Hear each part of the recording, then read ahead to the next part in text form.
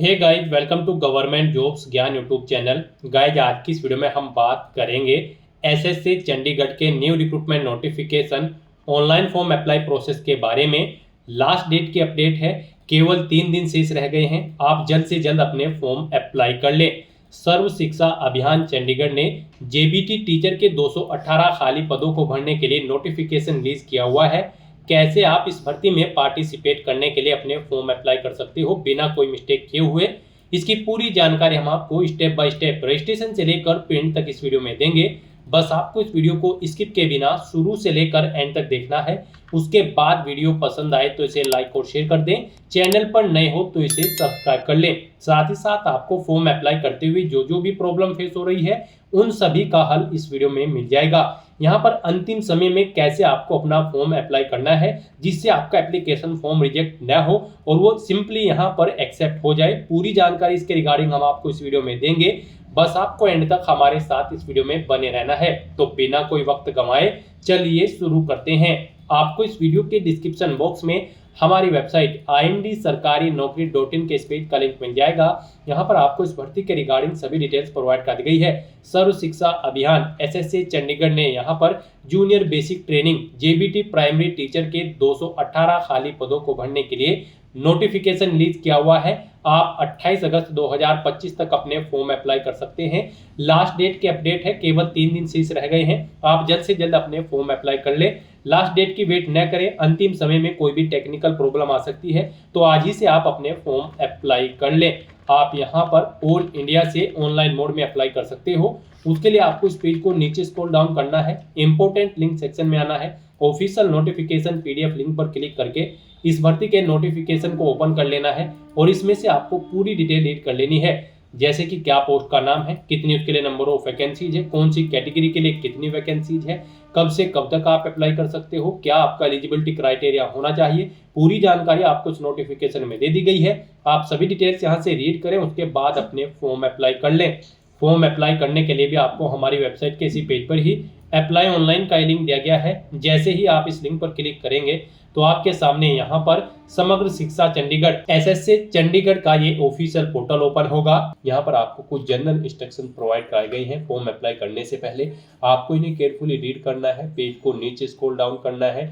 यहाँ पर अगर आपने पहले से रजिस्ट्रेशन कर रखा है तो गाइज आपको यहाँ पर लॉगिन की टैब पर क्लिक करना है और लॉगिन करके अपने फॉर्म अप्लाई कर लेने हैं। लॉगिन की टैब पर क्लिक करते ही आपके सामने कुछ इस तरह से इंटरफेस ओपन होगा। यहाँ पर आप अपना एप्लीकेशन नंबर एंटर करें, अपना पासवर्ड आप एंटर करें और लॉगिन के इस ऑप्शन पर क्लिक करते हुए अपने डैशबोर्ड में लॉगिन करके अपना फॉर्म अप्लाई कर लें। और अगर आप इस भर्ती के लिए फर्स्ट टाइम अप्लाई करने जा रहे हो तो सबसे पहले यहाँ पर आपको अपना रजिस्ट्रेशन करना होगा। उसके लिए आपको रजिस्ट्रेशन की स्टेप पर क्लिक करना है।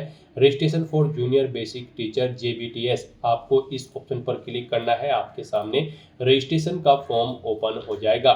यहाँ पर आने के बाद आपको अपनी बेसिक डिटेल्स प्रोवाइड करते हुए अपना रजिस्ट्रेशन कर लेना है। सबसे पहले यहाँ पर आपको पोस्ट का नाम सिलेक्ट करना है, जेबीटी प्राइमरी टीचर, यहाँ पर आप जिस पोस्ट के लिए अप्लाई करने जा रहे हैं। फिर यहाँ पर गाइड आपको अपना फुल नेम एंटर करना है अपनी 10वीं की मार्कशीट के अकॉर्डिंग। उसके बाद यहाँ पर आपको अपनी डेट ऑफ बर्थ इस कैलेंडर में से सिलेक्ट कर लेनी है। फिर यहाँ पर आपको अपनी ईमेल आईडी एंटर करनी है और उसके बाद आपको सेंड या फिर रिसेंड ईमेल ओटीपी के ऑप्शन पर क्लिक करना है। एक ओटीपी आपकी ईमेल आईडी पर आएगा, वो ओटीपी आपको यहाँ पर एंटर करना है और फिर वेरीफाई ईमेल ओटीपी के ऑप्शन पर क्लिक करके अपनी ईमेल आईडी वेरीफाई कर लेनी है। ऐसे ही यहाँ पर आपको अपना मोबाइल नंबर भी वेरीफाई करना होगा। यहाँ पर आपको अपना मोबाइल नंबर एंटर करना है, फिर सेंड या रिसेंड मोबाइल ओटीपी के ऑप्शन पर क्लिक करना है। आपके मोबाइल नंबर पर एक ओटीपी आएगा, वो ओटीपी आपको यहाँ पर एंटर करना है और वेरीफाई मोबाइल ओटीपी के ऑप्शन पर क्लिक करके अपना मोबाइल नंबर भी आपको यहाँ पर वेरीफाई कर लेना है। उसके बाद गाइस यहाँ पर आपको अपना आधार नंबर एंटर करना है और फिर रजिस्टर की इस ऑप्शन पर क्लिक कर देना है। इस तरह से यहाँ पर आपका रजिस्ट्रेशन सक्सेसफुली कंप्लीट हो चुका है। आपको एक एप्लीकेशन नंबर यहाँ पर प्रोवाइड कर दिया गया है। साथ ही साथ आपके रजिस्टर्ड मोबाइल नंबर और ईमेल आईडी पर भी आपकी लॉगिन डिटेल सबमिट कर दी गई है। उसमें आपका एप्लीकेशन नंबर और आपका पासवर्ड सबमिट किया गया है। आपको उन्हें केयरफुली नोट डाउन करके रख लेना है फ्यूचर यूज के लिए। और अब यहाँ पर गाइज आपको प्रोसीड के इस ऑप्शन पर क्लिक कर देना है। नेक्स्ट आपके सामने कुछ जनरल इंस्ट्रक्शंस ओपन होंगे। यहाँ पर आपको इन्हें केयरफुली रीड करना है, पेज को नीचे स्क्रॉल डाउन करना है और यहाँ पर अब आपको प्रोसीड टू ऑनलाइन एप्लीकेशन की स्टेप पर क्लिक कर देना है। अब यहाँ पर आपका फॉर्म स्टार्ट हो चुका है। आपको अपनी पर्सनल इन्फॉर्मेशन यहाँ पर प्रोवाइड करानी है। गाइड यहाँ पर सबसे पहले आपको अपना जेंडर सिलेक्ट करना है, फिर आपको अपने फादर का नाम एंटर करना है, अपनी मदर का नाम आपको एंटर करना है, अपना मैरिटल स्टेटस आपको सिलेक्ट कर लेना है, आप मैरिड हो या फिर अनमैरिड, अपनी नेशनलिटी आपको सेलेक्ट कर लेनी है, कैटेगरी आपको सेलेक्ट करनी है, फिर आपको इस पेज को नीचे स्क्रॉल डाउन करना है। फिर आपसे पूछा गया कि क्या आप पीडब्ल्यूडी कैटेगरी कैंडिडेट हैं, अगर हैं तो आप यस करें और अपनी पीडब्ल्यूडी की कैटेगरी यहाँ पर सेलेक्ट करें, और अगर नहीं है तो यहाँ पर आप सिंपली नो ऑप्शन सेलेक्ट करेंगे। फिर आपसे पूछा गया कि क्या आप एक सर्विसमैन हैं, अगर हैं तो आप यस करेंगे, नहीं है तो आप नो ऑप्शन सेलेक्ट करेंगे। फिर यहाँ पर आपसे पूछा गया है कि यहाँ पर इस भर्ती में पार्टिसिपेट करने के लिए जो रिक्वायर्ड क्वालिफिकेशन है आपके पास वो है, अगर है तो आप यस करेंगे, अगर आप नो करेंगे तो फिर आप एलिजिबल नहीं होंगे, तो यहाँ पर आपको नो यस ऑप्शन सेलेक्ट करना है। इस भर्ती में पार्टिसिपेट करने के लिए आपके पास ग्रेजुएट डिग्री होनी चाहिए या फिर इसके इक्विवेलेंट किसी वेल रिकॉग्नाइज्ड यूनिवर्सिटी से, साथ ही साथ आपके पास यहाँ पर DL.Ed का डिप्लोमा होना चाहिए, और यहाँ पर ये 2 साल का डिप्लोमा आपका होना चाहिए, और आपका central teacher eligibility test CTET भी पास आउट होना जरूरी है इस भर्ती में पार्टिसिपेट करने के लिए। फिर आपसे पूछा गया है कि क्या आपके पास यहाँ पर ICT स्किल कोर्स का सर्टिफिकेट है, अगर है तो आप यस करेंगे, नहीं तो नो ऑप्शन सेलेक्ट करेंगे। उसके बाद आपसे पूछा गया है आप यहाँ पर अपना एग्जामिनेशन क्वेश्चन पेपर किस लैंग्वेज में चाहते हैं, Hindi and English, English and Punjabi, आप अपने कोडिंग ऑप्शन सेलेक्ट करें, और उसके बाद फिर गाइड यहाँ पर आप proceed next to address detail के इस ऑप्शन पर क्लिक कर दें। नेक्स्ट यहाँ पर आपको अपने एड्रेस की डिटेल प्रोवाइड करनी है। यहाँ पर आप पहले अपना कोरोस्पोंडेंस एड्रेस एंटर करें, यहाँ पर उसके बाद आपको अपना परमानेंट एड्रेस एंटर करना है, और अगर आपका परमानेंट एड्रेस आपके कोरोस्पोंडेंस एड्रेस के अकॉर्डिंग सेम है तो आप इस चेकबॉक्स को ओके कर देंगे। ऑटोमेटिकली आपका परमानेंट एड्रेस आपके कोरोस्पोंडेंस एड्रेस के अकॉर्डिंग फिल हो जाएगा। उसके बाद आपको इस पेज को नीचे स्क्रॉल डाउन करके प्रोसीड विद क्वालिफिकेशन डिटेल्स के इस ऑप्शन पर क्लिक कर देना है। अब यहाँ पर आपको अपनी क्वालिफिकेशन की डिटेल प्रोवाइड करनी है। गाइस, इस भर्ती में पार्टिसिपेट करने के लिए आपका ग्रेजुएट डिग्री पास आउट होना जरूरी है या फिर इसके इक्विवेलेंट क्वालिफिकेशन आपके पास होनी चाहिए किसी वेल रिकॉग्नाइज्ड यूनिवर्सिटी से। साथ ही साथ आपके पास यहाँ पर 2 साल का DL.Ed का डिप्लोमा होना चाहिए और आपका CTET एग्जाम पास आउट होना रिक्वायर्ड है इस भर्ती में पार्टिसिपेट करने के लिए। तो यहाँ पर अपनी क्वालिफिकेशन देने के लिए आपको इस पेज को नीचे स्क्रॉल डाउन करके ऐड न्यू क्वालिफिकेशन की स्टेप पर क्लिक करना है, और यहाँ पर अब आपको अपनी क्वालिफिकेशन की डिटेल देनी है। यहाँ पर आप ग्रेजुएट और इट्स इक्विवेलेंट ऑप्शन सेलेक्ट करें। उसके बाद यहाँ पर आप अपनी क्वालिफिकेशन का नाम दें, ग्रेजुएशन आपने किस में की है, जैसे कि BA, BCom, BSc, फिर आपको पासिंग ईयर यहाँ पर एंटर करना है। फिर कितने मार्क्स यहाँ पर आपने ऑब्टेन किए हैं ग्रेजुएशन में वो यहाँ पर आपको एंटर करने हैं। टोटल कितने मार्क्स थे जिसमें से आपने मार्क्स ऑब्टेन किए हैं वो आपको एंटर करने हैं। फिर आपका जो यहाँ पर रिजल्ट था वो बताना है आपको, वो परसेंटेज में था या फिर ग्रेड में या फिर CGPA में, आप अपने अकॉर्डिंग यहाँ पर ऑप्शन सेलेक्ट करें और अपनी परसेंटेज यहाँ पर आप एंटर कर दें। सब्जेक्ट यहाँ पर आप एंटर करें जो जो सब्जेक्ट आपके पास ग्रेजुएशन में थे, और फिर गाइस यहाँ पर आपको यूनिवर्सिटी का नाम देना है जिससे आपने अपनी ग्रेजुएशन पास आउट की है। डिग्री का मोड आपको यहाँ पर सिलेक्ट कर लेना है, आपने रेगुलर पास आउट की है, प्राइवेट या फिर डिस्टेंस से, और उसके बाद फिर यहाँ पर आपको सेव क्वालिफिकेशन के ऑप्शन पर क्लिक करके अपनी ग्रेजुएशन की डिटेल सेव कर देनी है। इस तरह से यहाँ पर आपके क्वालिफिकेशन की डिटेल सक्सेसफुली ऐड हो जाएगी। इसमें अगर आप मॉडिफाई करना चाहते हैं तो मॉडिफाई कर सकते हैं, इसे डिलीट करना चाहते हैं तो आप डिलीट भी कर सकते हैं। अब यहाँ पर आपको दोबारा से ऐड न्यू क्वालिफिकेशन के स्टेप पर क्लिक करना है और अपनी DL.Ed की क्वालिफिकेशन की डिटेल प्रोवाइड करनी है, और फिर आपको CTET एग्जाम पेपर की डिटेल यहाँ पर प्रोवाइड करनी है। तो आप ऐड न्यू क्वालिफिकेशन की स्टेप पर दोबारा से क्लिक करें और यहाँ पर अब आप अपनी diploma in elementary education DL.Ed का ऑप्शन सेलेक्ट करें। उसके बाद यहाँ पर आपको अपनी क्वालिफिकेशन का नाम देना है, पासिंग ईयर देना है, सेम ऐसे ही जैसे आपने ग्रेजुएशन में प्रोवाइड कराई है डिटेल। उसके बाद कितने मार्क्स आपने ऑब्टेन किए हैं वो आपको एंटर करने हैं, टोटल मार्क्स कितने थे जिसमें से आपने मार्क्स ऑब्टेन किए हैं और यहाँ पर आपको एंटर करने हैं। कितनी परसेंटेज जो आपने ऑब्टेन की है इस डिप्लोमा में वो आपको एंटर करनी है, और फिर यहाँ पर आपको अपने सब्जेक्ट्स एंटर कर देने हैं जो आपके पास इस डिप्लोमा में थे। किस बोर्ड या यूनिवर्सिटी से आपने ये डिप्लोमा किया है वो यहाँ पर आपको एंटर करना है। डिग्री का मोड यहाँ पर आपको सिलेक्ट कर लेना है कि वो यहाँ पर रेगुलर थी, प्राइवेट थी या फिर डिस्टेंस। इस तरह से यहाँ पर आपको अपनी डिटेल प्रोवाइड कर देनी है अपनी DL.Ed डिप्लोमा की, और ऐसे ही यहाँ पर आपको अपनी CTET पेपर फर्स्ट की डिटेल प्रोवाइड कर देनी है, और फिर आपको सेव क्वालिफिकेशन की स्टेप पर क्लिक करके अपनी तीनों क्वालिफिकेशन यहाँ पर आपको सेव कर देनी है।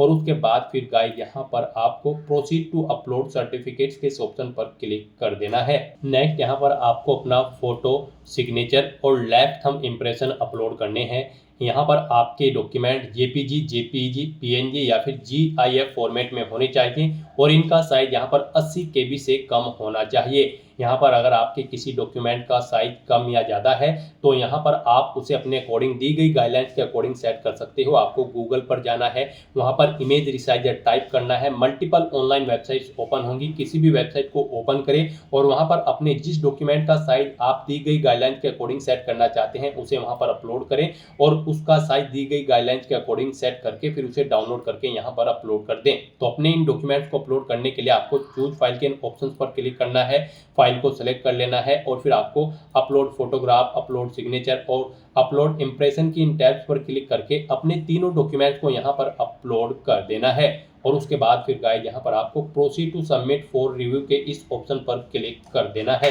नेक्स्ट आपके सामने कुछ इस तरह से इंटरफेस ओपन होगा। अब यहाँ पर आपको अपना एप्लीकेशन फॉर्म रिव्यू करना है। उसके लिए आपको रिव्यू योर ऑनलाइन एप्लीकेशन की स्टेप पर क्लिक करना है और अब यहाँ पर आपने जो डिटेल फिल की है अपने एप्लीकेशन फॉर्म में, स्टार्टिंग से आपको सभी डिटेल शो कर दी गई है। आपको सभी सेक्शंस यहाँ पर चेकआउट करने हैं और 1 बाय 1 करके आपको प्रोसीड नेक्स्ट के ऑप्शन पर क्लिक करते हुए आगे बढ़ जाना है। इस तरह से आपको 1 बाय 1 करके अपने एप्लीकेशन फॉर्म के सभी सेक्शंस को रिव्यू कर लेना है। उसके बाद आपके सामने कुछ इस तरह से इंटरफेस ओपन होगा। अब यहाँ पर आपको I have reviewed my application की इस चेकबॉक्स को ओके करना है और फिर यहाँ पर आपको प्रोसीड फॉर अंडरटेकिंग की स्टेप पर क्लिक कर देना है। नेक्स्ट आपके सामने कुछ इस तरह से इंटरफेस ओपन होगा। अब यहाँ पर आपको इन सभी डिटेल्स को रीड आउट कर लेना है और दोबारा से आई एग्री के इस चेकबॉक्स को ओके करना है।